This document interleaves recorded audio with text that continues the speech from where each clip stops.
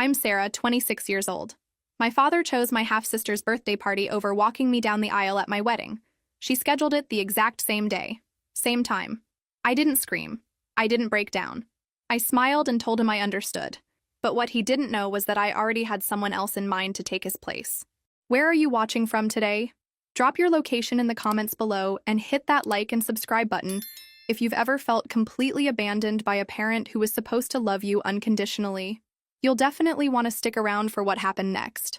Let me explain how we got here, because this betrayal was 26 years in the making. When I was 8 years old, my father had an affair with his secretary. The affair destroyed our family and left my mother heartbroken and divorced. Dad married his secretary Carol within 6 months. They had Melissa 2 years later. The divorce was brutal. My mother was devastated, but she had help. My grandfather, who was a successful attorney, represented her and made sure she got everything she deserved. Dad never forgave him for that. After the divorce, I went to live with my grandfather. Not because my mother couldn't take care of me, but because Dad was too busy building his new perfect family to deal with his old one. From day one, it was clear that Melissa was the chosen daughter. Christmas mornings at Dad's house were like watching someone else's family celebrate. Melissa got piles of expensive gifts while I got one practical present. Her birthday parties were elaborate affairs with themes and decorations. Mine were dinner at a restaurant if I was lucky. When she wanted something, Dad moved heaven and earth to get it for her. When I needed something, I learned to ask my grandfather instead. The pattern was obvious to everyone except Dad, who genuinely seemed to believe he was being fair. But the real problem with Melissa wasn't just that she was favored. It was that she enjoyed it. She liked knowing she came first. She liked watching me get less. She liked being Daddy's special girl while I was just the reminder of his past mistakes. And her mother, Carol, encouraged every bit of it. Carol never liked me. To her, I was proof that her husband had a whole life before her. She treated me with polite coldness whenever I visited, making it clear I was an unwelcome guest in their perfect home. She raised Melissa to see me as competition rather than family. So when James and I got engaged last Christmas, I should have expected what came next. James had been my boyfriend for 3 years. He was kind, funny, successful, and completely devoted to me.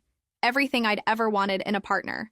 He was also the boy who had rejected Melissa when we were teenagers. I'll never forget that summer when Melissa was 14 and I was 16. She developed this intense crush on James, following us around whenever he came over, trying to insert herself into our conversations. One day at a family barbecue, she cornered him by the pool and asked if he wanted to go out with her instead of me. James was gentle but firm. He told her he wasn't interested, that he only saw her as his girlfriend's little sister. I watched her face crumple with humiliation and rage. She ran into the house crying, and I knew she would never forgive either of us for that moment. When James proposed to me in front of the whole family at Christmas dinner, Melissa's smile looked like it was carved from ice. "Congratulations," she said sweetly. "I hope your wedding is everything you've ever dreamed of." I should have known she was already planning to make sure it wasn't. We set the date for May 18th, sent out save the dates to family in January. Everyone promised to be there, including Dad. For 4 months, everything went perfectly. James and I found the perfect venue, the perfect dress, the perfect flowers. We were planning the wedding of our dreams. Then, 6 weeks before the big day, Melissa made her announcement. She was throwing herself a 24th birthday party, a huge celebration with all her friends, a milestone birthday that absolutely had to be celebrated properly. On May 18th. When I pointed out that was my wedding day, she just shrugged. "Oh, what a coincidence. But you understand, right? I can't change my birthday." Coincidence. Right. This was the same girl who had somehow managed to have emergencies during every important event of my life. The same girl who always needed Dad's attention most when I needed it too. But this time felt different. This time felt like war, because I knew exactly why she was doing it. She wanted to prove, once and for all, that she mattered more to Dad than I did. She wanted to force him to choose between us on the most important day of my life. And she was confident she knew who he'd pick. The 6 weeks between Melissa's announcement and my wedding were psychological warfare. She posted constantly on social media about her milestone birthday celebration. She talked about how excited she was, how it was going to be the party of the year, how she couldn't wait to celebrate with all the people who really matter. The message was clear. If you really mattered to her, you'd choose her party over my wedding. Dad started making comments about how important this birthday was to Melissa, how she'd been looking forward to it for months, how it was such a shame about the scheduling conflict. Scheduling conflict. like my wedding date was some random appointment that could be moved around to accommodate Melissa's party. When family members called to ask about the situation, I stayed calm and polite. Melissa scheduled her party for my wedding day. I'd say simply, people will have to choose which event matters more to them. Most of our relatives were horrified. They told Melissa politely but firmly that they'd already committed to my wedding. They'd made travel arrangements, bought gifts, taken time off work. But Dad didn't say anything. 3 weeks before the wedding, I confronted him directly. Dad, are you coming to my wedding? Of course I'm coming to your wedding, Sarah. Don't be ridiculous. And Melissa's party? He got uncomfortable. Well, I'll probably stop by there too. You know how important this is to her. Dad, her party starts at the same time as my ceremony. You can't be at both. I'm sure we can work something out. There's nothing to work out. You have to choose. Sarah, please don't make this harder than it has to be. I'm not making anything hard. I'm asking my father to prioritize his daughter's wedding over a birthday party. It's not that simple. Actually, Dad, it is exactly that simple. But I could see in his eyes that he'd already made his choice. He just didn't have the courage to tell me. 2 weeks before the wedding, I stopped by Dad's house to drop off his boutonniere and finalize details. Melissa was there, surrounded by party planning materials. Decorations, guest lists, menu cards. Sarah, she said brightly, how's the wedding planning going? Fine, thanks. I'm so excited about my party. It's going to be amazing. Dad's been helping me plan everything. I looked at Dad, who couldn't meet my eyes. That's nice, I said evenly. You know, it's such a shame about the date conflict, Melissa continued. I really wish there was a way for everyone to celebrate both events. There is, I said. You could reschedule your party. Oh, but the venue is already booked, and all my friends have made plans. It would be impossible to change now. How thoughtful of you to consider that. She smiled that ice-cold smile again. I'm sure everything will work out perfectly for both of us. 1 week before the wedding, Dad finally called me. Sarah, we need to talk. About what? About the situation with Melissa's party. What about it? Well, you know how much this means to her. She's been planning it for months, and she's so excited. I've been planning my wedding for over a year. Yes, but this is different. This is her first real adult birthday celebration. And this is my only wedding. Sarah, I need you to understand. Melissa really needs me there. She's counting on me. And I'm not counting on you? Silence. Dad, let me make this simple for you. If you go to Melissa's party instead of my wedding, you will never walk me down any aisle, ever. Don't be dramatic. I'm not being dramatic. I'm being clear. Choose carefully.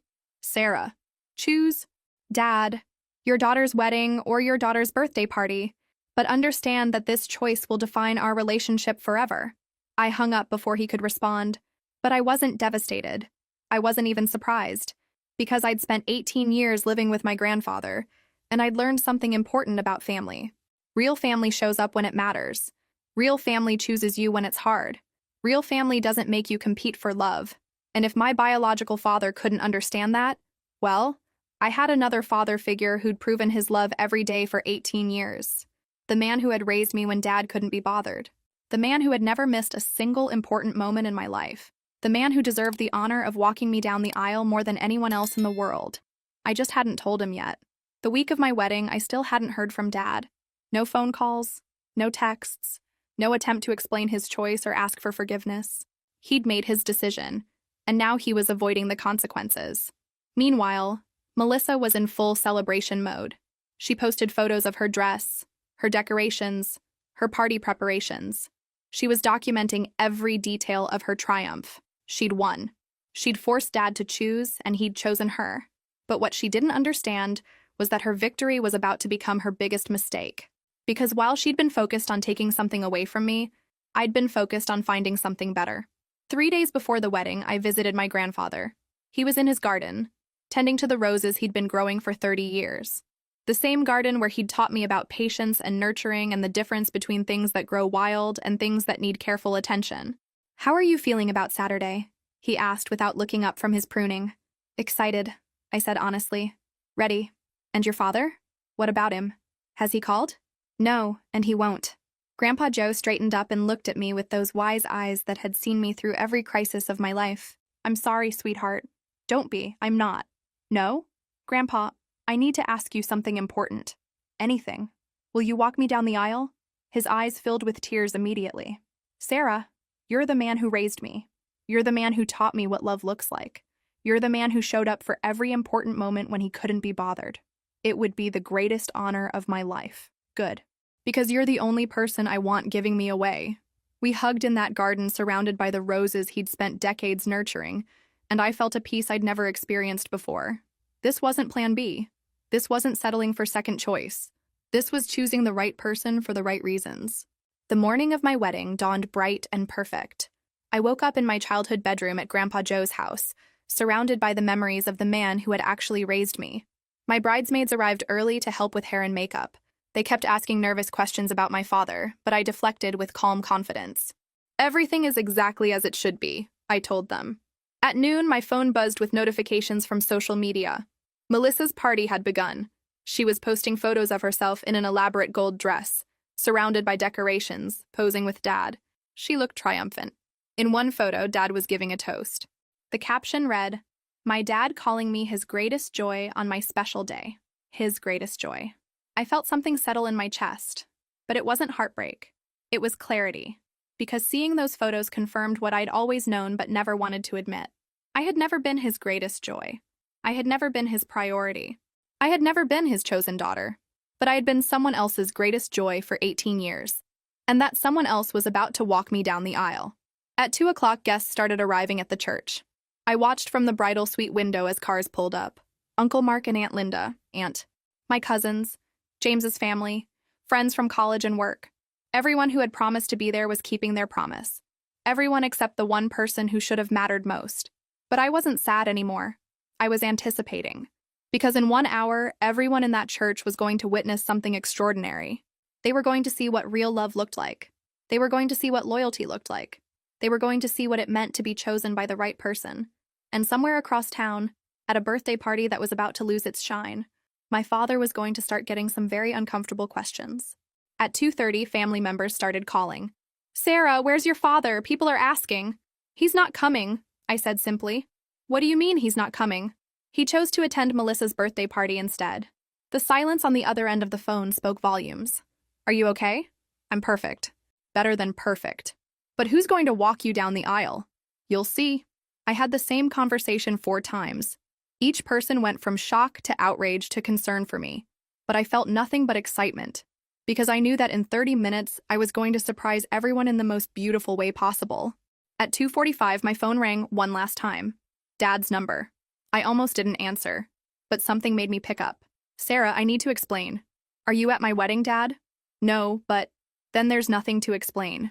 People here are asking me why I'm not at your wedding. They're saying terrible things. Maybe because what you're doing is terrible."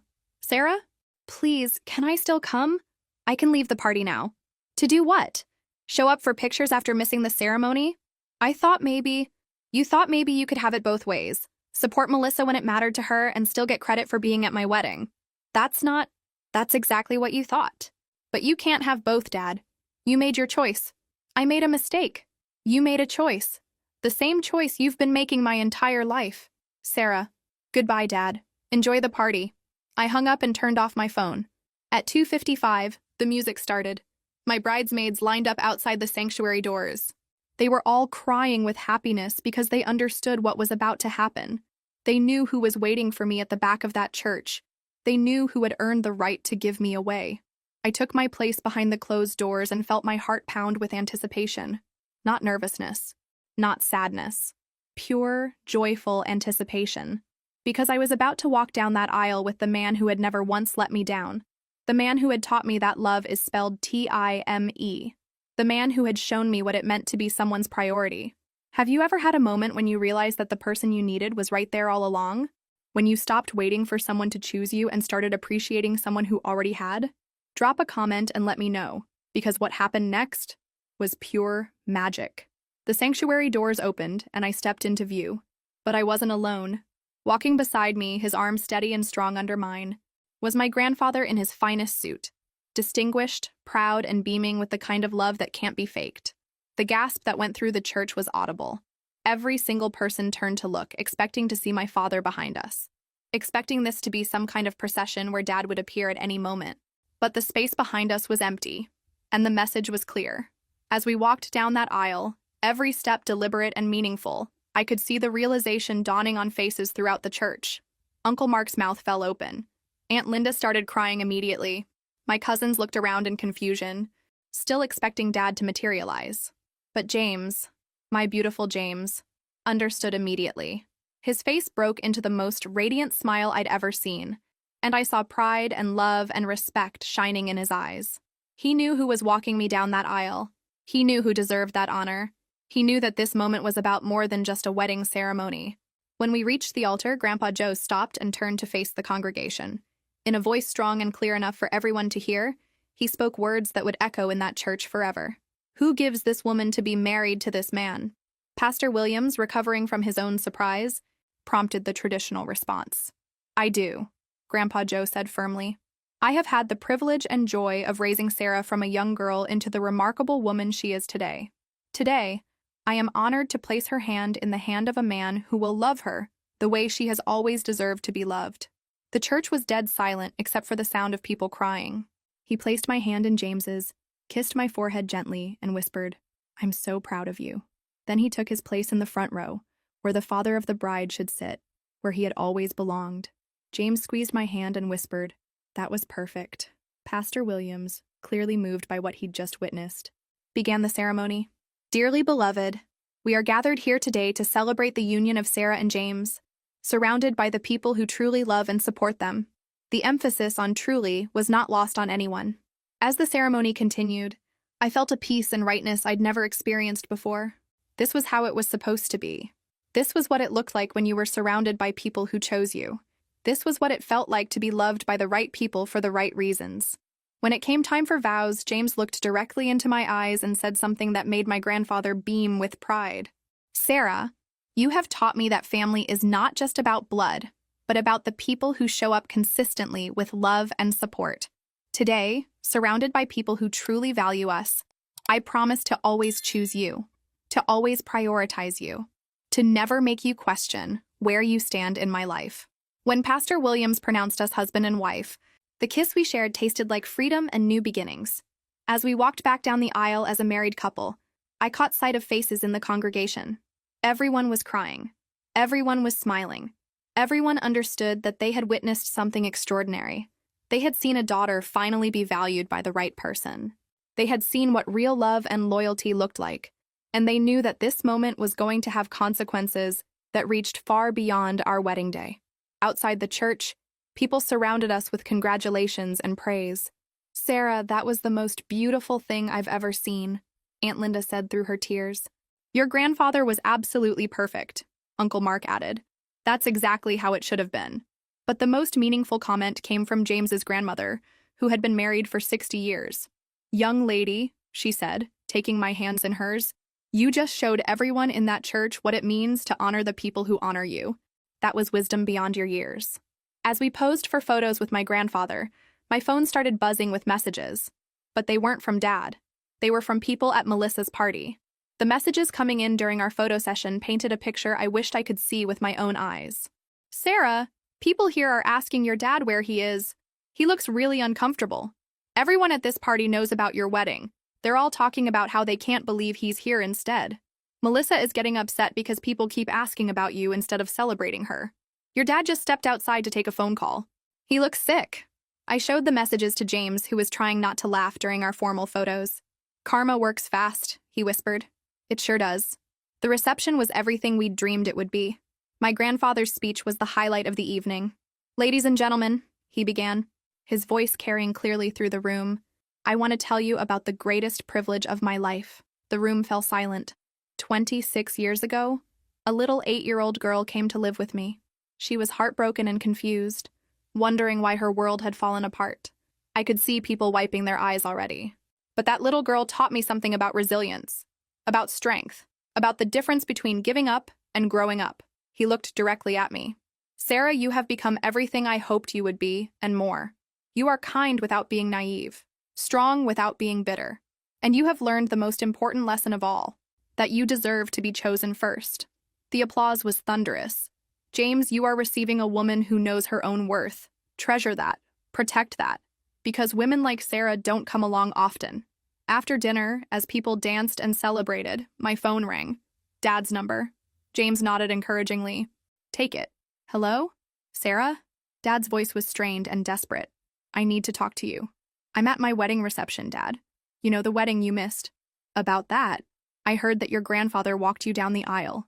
That's correct. How could you do that to me? I felt something cold settle in my chest. How could I do what to you? You brought him to your wedding. You let him take my place. Do you have any idea how humiliated I am right now? You're humiliated? Everyone here is asking me why I'm not at my daughter's wedding. They're looking at me like I'm some kind of monster. Maybe because your behavior is monstrous. Sarah, you don't understand what you've done. You brought the man who destroyed my life to take my place at your wedding. The man who destroyed your life? Or the man who made sure you faced consequences for destroying ours? He turned everyone against me after the divorce. He made sure my mother got what she deserved after you cheated on her. That's not the point. That's exactly the point. You're not upset that you missed my wedding, Dad. You're upset that people are judging you for missing my wedding. I need you to fix this. Can you tell people there was a misunderstanding? And there it was. He wasn't calling to apologize. He was calling to ask me to manage the consequences of his choices. No. What do you mean, no? I mean, no, I will not lie to protect you from the results of your own decisions. But Melissa's party is ruined. Everyone here is talking about your wedding instead of celebrating her. That's interesting, because my wedding is perfect. Sarah, please. Dad, I need to go. My husband and I have a reception to enjoy. You know, our wedding reception. The one you missed. I hung up before he could respond. 2 hours later, he showed up at the reception. Dad appeared at the entrance to our reception hall looking desperate and disheveled. He was still wearing his party clothes from Melissa's celebration, but his hair was messy and his tie was crooked. He looked like a man who had just realized he'd made the worst mistake of his life. Uncle Mark approached him immediately. Robert, what are you doing here? I need to talk to Sarah. You missed her wedding. I know, I made a mistake. I need to fix this. Word spread quickly through the reception that Dad had arrived. Conversations stopped. People turned to stare. James squeezed my hand. What do you want to do? I looked across the room at this man who had chosen a birthday party over his daughter's wedding, and I felt nothing but clarity. Let him come over. It's time to finish this. Dad approached our table where James and I were sitting with my grandfather. He looked terrible up close. His eyes were red-rimmed and he was shaking slightly. Sarah, I need to explain. You have 5 minutes, I said calmly. Say what you need to say. He looked around at the people who had gathered to watch this confrontation. Can we talk privately? No, you made your choice publicly. You can face the consequences publicly. Sarah, please. 4 minutes and 30 seconds. He took a shaky breath. I made the biggest mistake of my life today. I should have been at your wedding. I should have walked you down that aisle. But you didn't. I thought I could make everyone happy. I thought I could go to Melissa's party and still be part of your day somehow. By showing up after missing the ceremony? I didn't think it through. I just knew Melissa needed me. And I didn't need you? Of course you needed me. You're my daughter. Am I? Because daughters are prioritized by their fathers. Daughters are chosen when it matters. Daughters don't have to compete for their father's attention. I never meant to make you compete, but you did. For 26 years, you made me compete with Melissa for scraps of your attention. And today, on my wedding day, you made me compete one last time. I'm sorry. Are you sorry you missed my wedding? Or are you sorry that people are judging you for missing my wedding? He couldn't answer. Dad, do you know what the worst part of today was? That I wasn't there? No. The worst part was that I wasn't even surprised. Because this is exactly who you've always been. Sarah, but do you know what the best part was? He shook his head. The best part was having the right man walk me down that aisle. The man who raised me.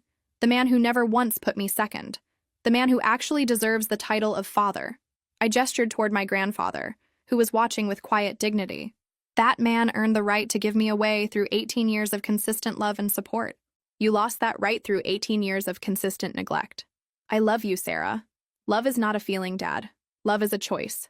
And your choices have spoken louder than your words ever could. The entire room was dead silent. So what happens now? He asked quietly. Now you live with your choices. You chose Melissa over me today, and that choice has consequences. What kind of consequences? The kind where you don't get to be part of my life anymore. You're cutting me out? I'm choosing to build my life around people who choose me back. But I'm your father. No, I said firmly. You're the man who contributed DNA. He's my father. I pointed to my grandfather again. And this conversation is over. Dad stood there for another moment, looking around the room at faces that were looking back at him with disgust and disappointment. Then he turned and walked out of my wedding reception the same way he had walked out of my life, quietly, selfishly, and without looking back.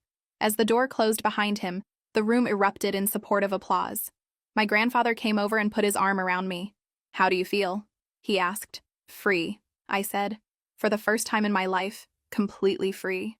James pulled me onto the dance floor, and the party resumed. But something fundamental had shifted. I had publicly chosen my real family over my biological one, and it felt like the most natural thing in the world. The rest of our wedding reception was pure magic. Without the weight of Dad's disapproval hanging over everything, I felt lighter than air, free to enjoy my own party without worrying about managing anyone else's feelings. People came up to me all evening to tell me how impressed they were with my strength and grace, how beautiful it was to see me choose myself, how proud they were to witness my grandfather step into the role he'd always filled. "That was the most powerful thing I've ever seen," my college roommate told me. "You just showed everyone what self-respect looks like." As the evening wound down, James and I prepared to leave for our honeymoon in Italy. My grandfather pulled me aside for one final conversation. "Sarah, I want you to know that today was one of the proudest days of my life. Because I got married, because you finally chose yourself, because you stopped accepting less than you deserve, because you showed everyone in that room what dignity looks like. I learned it from you. No, sweetheart. You learned it from your own strength. I just gave you a safe place to find it." We left for Italy the next morning, planning 2 weeks of complete disconnection from the world. No phones, no social media, no contact with home unless there was an emergency. It was exactly what we needed. For 10 days, we explored Tuscany and Rome without a care in the world. We ate incredible food, saw breathtaking art, and made love in a villa overlooking the Mediterranean. It was perfect. Until day 11, when James insisted we check our messages. "Just to make sure everything's okay with your grandfather," he said. I had 38 missed calls, 27 from Dad, 11 from Melissa, and a voicemail box that was completely full. "What the hell?" I said, staring at my phone. I called my grandfather immediately. "Grandpa, are you okay?" "I'm fine, sweetheart. Are you having a wonderful time?" "Yes, but what's going on? Dad and Melissa have been calling me non-stop." My grandfather chuckled. "Oh, that. Well, your father's been having a difficult week." "What kind of difficult?" "The kind that happens when your choices have consequences." He told me the story of what had happened after we left. Dad had been getting calls all week from family members who had heard about the wedding.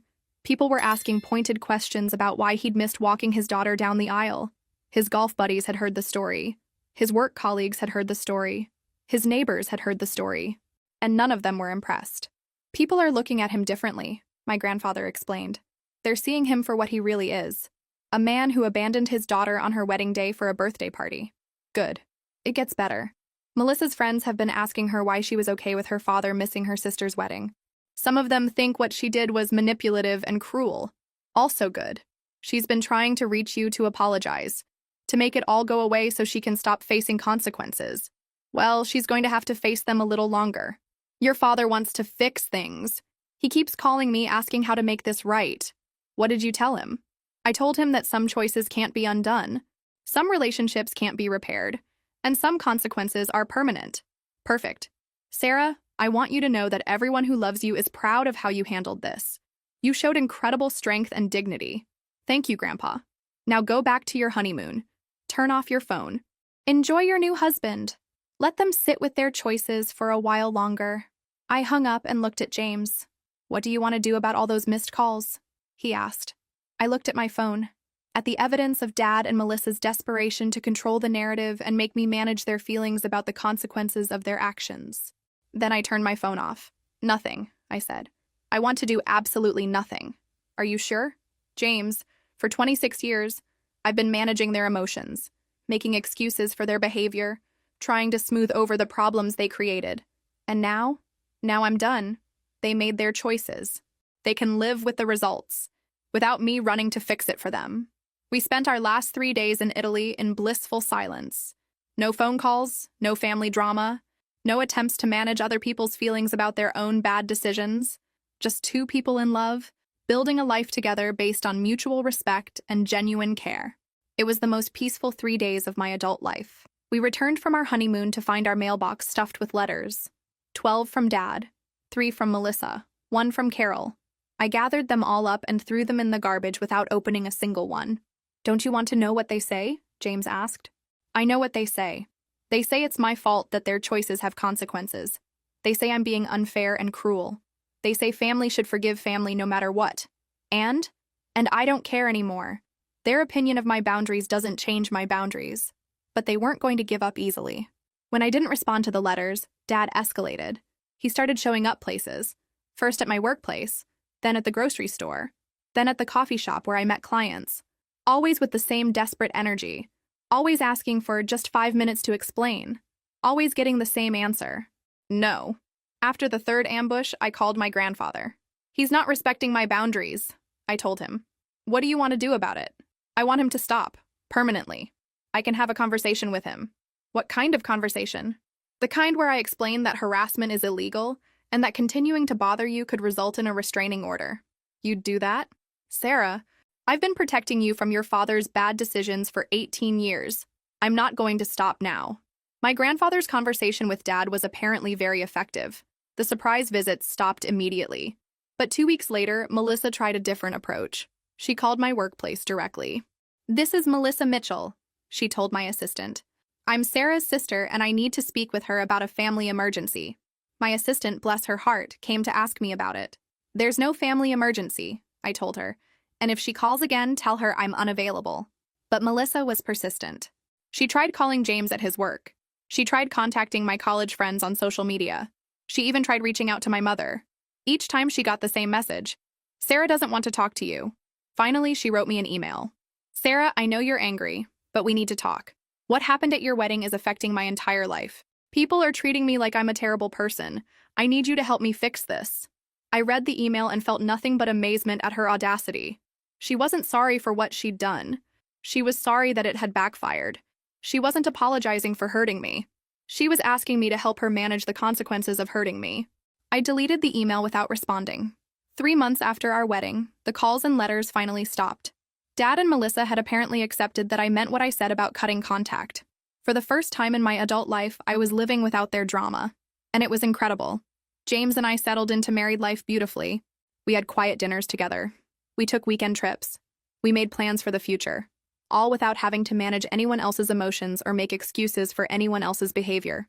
6 months after our wedding, we found out I was pregnant. The news filled me with joy and excitement. James cried when I told him. My grandfather started planning to teach his great-grandchild everything he'd taught me. We were going to create the kind of family I'd always wanted, based on love and respect and genuine care. But as my pregnancy progressed, I found myself thinking about the family members who wouldn't be part of this experience. Dad and Melissa didn't even know I was pregnant. And I realized that I was completely okay with that, because my child deserved to grow up surrounded by people who would choose them consistently, people who would show up when it mattered, people who understood that love is a verb, not just a feeling. If that meant my child grew up without knowing some of their biological relatives, so be it. Because being loved by the right people is infinitely better than being tolerated by the wrong ones. When our daughter Emma was born, she entered a world filled with people who had already proven their love through actions. My grandfather, now 79, held her with tears streaming down his face. She's perfect, Sarah. Absolutely perfect. James's parents flew in immediately to meet their first grandchild. My mother, who had remarried a wonderful man who treated her like a queen, brought homemade baby clothes and endless patience. Emma was surrounded by love from day one, but she was also protected from people who might hurt her the way I'd been hurt. When she was 6 months old, Dad found out about her existence. Uncle Mark told me later that he'd mentioned the baby during a family gathering. Dad had gone pale and asked why no one had told him he was a grandfather. Because Sarah doesn't want you in her life, Uncle Mark had said bluntly, and she certainly doesn't want you in her daughter's life. 2 days later, Dad called me.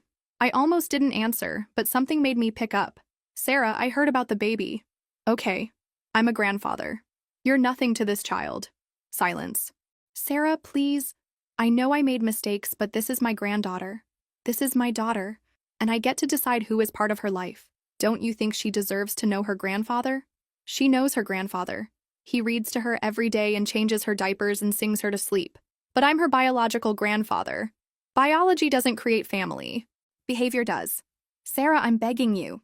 Give me a chance to be in her life. Why? Because she's innocent. Because whatever happened between us shouldn't affect her. You're right, she is innocent. which is exactly why I'm protecting her from people who might hurt her. I would never hurt her.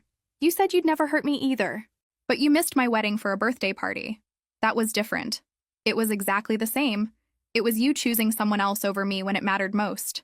Sarah, please. I'll do anything. I thought about his words carefully. Anything? Yes. Go to therapy. Real therapy, not just a few sessions to check a box. Work on understanding why you've spent my entire life putting me second. Learn how to be different. And if I do that, if you prove through sustained action that you've actually changed, maybe we can talk about supervised visits when Emma is older. How much older? Old enough to tell me if something makes her uncomfortable. Old enough to understand relationships. Old enough to protect herself if you revert to your old patterns. That could be years. It could be never. It depends entirely on whether you're willing to do the work. I'll do it. I'll do whatever it takes. We'll see. 6 months later, Dad sent me a letter with proof that he'd started therapy. He included his therapist's contact information and a commitment to working on himself for as long as it took. It was the first time he'd ever taken responsibility without making excuses or asking for immediate forgiveness. A year later, he was still in therapy. 2 years later, he was still consistently working on himself. When Emma turned 3, I allowed him to meet her. The visit was supervised, limited, and came with strict rules. But it was a start. Dad was gentle with Emma, patient, careful not to overwhelm her or compete for her attention. Most importantly, he was consistent. Every other Sunday for 6 months, he came for supervised visits. He never missed one. He never asked for more than I was willing to give. He never made it about his needs or his feelings. Slowly, carefully, he began to earn a small place in Emma's life, not as a replacement for my grandfather, who remained her primary father figure, but as someone who had learned how to love properly. It wasn't the relationship he'd lost with me. That could never be repaired, but it was something new, built on respect and boundaries and proven change, and watching him with Emma taught me something important about forgiveness. Forgiveness doesn't mean going back to the way things were. Sometimes it means accepting that someone can become better while still protecting yourself from who they used to be. What do you think will happen next? Should someone get unlimited chances to prove they've changed, or are some damages too permanent to repair? Drop your thoughts in the comments because the final chapter shows how this all turned out. 5 years after my wedding day, my life looked nothing like I'd imagined when I was growing up trying to earn my father's love. I had built something infinitely better. James and I had a marriage based on mutual respect and genuine partnership. Emma was growing up confident and secure, surrounded by people who adored her unconditionally. My grandfather, now 83, remained the cornerstone of our family. He taught Emma to play chess and told her stories about the plants in his garden. She called him Papa Joe and looked at him with the same adoration I'd felt my entire life. Dad had earned a small but meaningful place in Emma's world. After 3 years of consistent therapy and supervised visits, he'd proven his commitment to being different. He came for dinner once a month. He never missed Emma's dance recitals or art shows. When she was sick, he called to check on her but didn't push to visit. Most importantly, he never made her feel like she was competing for his attention. But the relationship between Dad and me remained forever changed. We were polite. We were civil. We coexisted peacefully for Emma's sake. But we were never close again. Too much had happened for that. Some damages are permanent, even when forgiveness is possible. As for Melissa, she had completely disappeared from our lives. I heard through family members that she'd moved across the country after her birthday party backfired so spectacularly. Apparently, the social consequences of her actions had been severe enough to make her want a fresh start. She'd never apologized directly. She'd never taken full responsibility for what she'd done.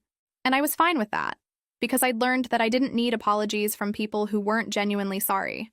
I didn't need closure from people who weren't capable of giving it. I just needed to build my life around people who valued me. One evening, as I was tucking Emma into bed, she asked me a question that took my breath away. "Mama, why don't I have an Aunt Melissa like some of my friends have aunts?" I sat down on her bed and chose my words carefully. Sometimes, sweetheart, people and families make choices that hurt other people. When that happens, it's okay to decide that you need space from those people. Did she hurt you? She did. A long time ago, before you were born. Are you still sad about it? I thought about her question. Was I still sad about Melissa's betrayal? About my father's years of favoritism? About the family relationships I'd always wanted but never had? No, baby. I'm not sad anymore. Why not? Because I learned something very important. The people who really love you will always choose you. They'll show up when you need them. They'll make you feel safe and valued and important. Like Daddy? Like Daddy? And Papa Joe? And Papa Joe? And Grandpa Bob now? Yes, Grandpa Bob learned how to choose us too. She was satisfied with that answer and drifted off to sleep. Later that night, James and I sat on our back porch, watching the stars and reflecting on how far we'd come. Do you ever regret how everything played out? He asked. Which part? Any of it. The wedding, cutting contact with your dad for so long, missing out on a relationship with Melissa. I thought about it carefully. I regret that I spent 26 years trying to earn love from people who weren't capable of giving it freely. But I don't regret choosing myself. I don't regret setting boundaries. And I don't regret building a life with people who value me. What about the wedding specifically? Do you ever wish your dad had chosen differently that day? No, I said, surprising myself with how quickly the answer came. Because if he had chosen me that day just to avoid consequences, I would have spent the rest of my life wondering if he really meant it. And now I know exactly who he is and what he's capable of. I know that he's working to be better, but I also know that his love comes with limitations. And that knowledge protects me and Emma. You sound like you've made peace with it all. I have. Because I learned that acceptance doesn't mean approval. I accept that my father is who he is, but I don't approve of how he treated me for most of my life. And accepting that reality without approving of it gave me the power to build something better. As we sat there in comfortable silence, I thought about the girl I used to be, the one who would have done anything to make her father choose her, the one who would have accepted crumbs and called it love. That girl was gone. In her place was a woman who knew her worth, who had built a family based on respect and consistency, who had learned that love without respect isn't love at all. A woman who had walked down the aisle with the right man on her arm, even if it took her 26 years to figure out who the right man was. 10 years after my wedding day, I was hosting Emma's 8th birthday party in our backyard. The yard was filled with children laughing and playing, parents chatting over coffee, and the easy warmth of chosen family. My grandfather, now 88, and moving a bit slower but still sharp as ever, was teaching a group of kids magic tricks. Emma was in her element, confident and happy, surrounded by people who adored her. Dad was there too, quietly helping with setup and cleanup. Over the years, he'd earned his place in our lives through consistent action and respect for boundaries. He'd never tried to replace my grandfather as Emma's primary father figure. He'd never pushed for more than I was willing to give. He'd simply shown up, reliably and humbly, for whatever role I allowed him to have. It wasn't the relationship we'd had when I was young, but it was something new, built on mutual respect rather than obligation. As the party wound down and guests started to leave, Emma ran over to me with dirt on her dress and pure joy on her face. "Mama, this was the best birthday ever. I'm so glad." "Sweetheart, you know what I love most about my birthdays?" "What's that?" "Everyone who loves me is here, all in one place, all happy to celebrate me." Her words hit me like a lightning bolt, because that was exactly what I'd always wanted, not just for birthdays, but for life. To be surrounded by people who were genuinely happy to celebrate me, who showed up consistently, who never made me question whether I mattered. That's beautiful, baby. Mama, can I tell you a secret? Of course. Sometimes I feel sorry for kids whose families are mean to them. But then I remember that I'm lucky because my family chose to love me right. Out of the mouths of babes. Later that evening, after Emma was asleep and the house was quiet, I found myself looking through our photo albums. Pictures of our wedding day. My grandfather's proud face as he walked me down the aisle. James's radiant smile as we exchanged vows. The joy and love radiating from everyone who had chosen to be there. Pictures of Emma's birth, surrounded by people who had waited years to meet her. Pictures of family dinners and holidays and ordinary Tuesday nights that had become extraordinary because they were filled with genuine love. Pictures of a life built deliberately, with intention and boundaries and the hard-won wisdom that love should never hurt. I thought about the woman I'd been 10 years ago, desperate for her father's approval, willing to accept scraps of attention and call it love, convinced that blood relation meant more than character and consistency. That woman felt like a stranger now. Because I'd learned the most important lesson of my life. You don't have to accept less than you deserve just because it comes from family. You don't have to stay in relationships that diminish you. You don't have to keep trying to earn love from people who aren't capable of giving it freely. Sometimes the most loving thing you can do is walk away and build something better. My phone buzzed with a text message, interrupting my thoughts. It was from a number I didn't recognize. "Sarah, this is Melissa. I know it's been years, but I wanted to reach out. I've been in therapy and I understand now how badly I hurt you. I don't expect forgiveness or a relationship. I just wanted you to know that I'm sorry and that I hope you're happy. I stared at the message for a long time. 10 years ago, receiving an apology from Melissa would have felt like vindication, like proof that I'd been right about her behavior all along. Now, it just felt irrelevant. Not because I was bitter or holding grudges, but because I'd built a life that didn't need her validation or her apology to be complete. I typed back a simple response. Thank you for reaching out. I'm glad you're getting help. I wish you well. Then I deleted her number and put my phone away. Because some chapters of your life are meant to stay closed, even when the other person finally learns how to apologize. James found me on the couch looking through photos. Penny, for your thoughts? Just thinking about how far we've come. Any regrets? None, not a single one. Not even about the people who aren't in these pictures? I looked at the photos again. At the faces of people who had earned their place in our lives through love and consistency and respect. Especially not about the people who aren't in these pictures. He sat beside me and pulled me close. I'm proud of you, for building this life, for choosing yourself, for teaching Emma what healthy love looks like. We built this life. Together. Together, he agreed. As we sat there surrounded by the evidence of our beautiful, intentional life, I felt a deep satisfaction that had nothing to do with revenge or proving anyone wrong. It was the satisfaction of knowing that I'd chosen correctly, that I'd walked away from people who couldn't love me properly, and toward people who could, that I'd built a family based on respect rather than obligation, that I'd taught my daughter that she deserves to be chosen, consistently and joyfully, by the people in her life. If this story resonated with you, if you've ever had to choose between family loyalty and your own happiness, make sure to like and subscribe.